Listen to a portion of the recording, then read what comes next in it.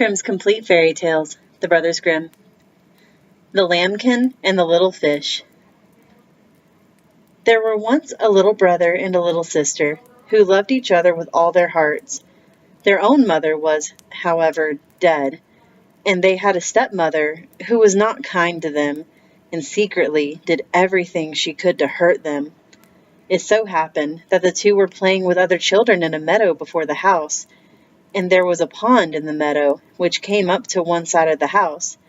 The children ran about it and caught each other and played at counting out. Anike, benike, let me live, and I to you my bird will give. The little bird its straw shall seek, the straw I'll give to the cow to eat. The pretty cow shall give me milk, the milk I'll to the baker take. The baker he shall bake a cake. The cake I'll give unto the cat shall catch some mice for that. The mice I'll hang up in the smoke, and then you'll see the snow. They stood in a circle while they played this, and the one to whom the word snow fell had to run away, and all the others ran after him and caught him. As they were running about so merrily, the stepmother watched them from the window and grew angry, and as she understood the arts of witchcraft, she bewitched them both and changed the little brother into a fish and the little sister into a lamb. Then the fish swam here and there about the pond and was very sad, and the lambkin walked up and down the meadow and was miserable and could not eat or touch one blade of grass. Thus passed a long time, and then strangers came as visitors to the house. The false stepmother thought, "This is a good opportunity," and called the cook and said to him, "Go and fetch the lamb from the meadow and kill it. We have nothing else for the visitors." Then the cook went away and got the lamb and took it to the kitchen and tied its feet, and all this it bore patiently.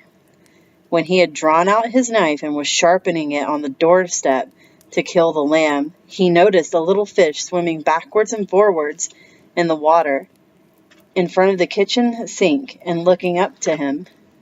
This, however, was the brother, for when the fish saw the cook take the lamb away, it followed them and swam along the pond to the house.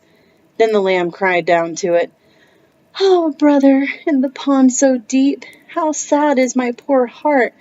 Even now the cook he whets his knife to take away my tender life."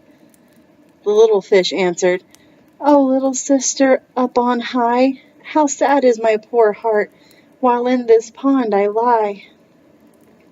When the cook heard that the lambkin could speak, and said such sad words to the fish down below, he was terrified, and thought this could be no common lamb, but must be bewitched by the wicked woman in the house. Then he said, "Be calm, I will not kill you," and took another sheep and made it ready for the guests, and gave the lambkin to a good peasant woman, to whom he related all that he had seen and heard.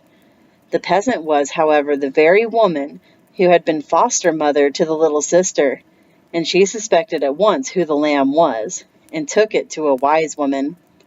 Then the wise woman pronounced a blessing over the lambkin and the little fish, through which they regained their human forms, and after this she took them both into a little hut in a great forest, where they lived alone, but were contented and happy.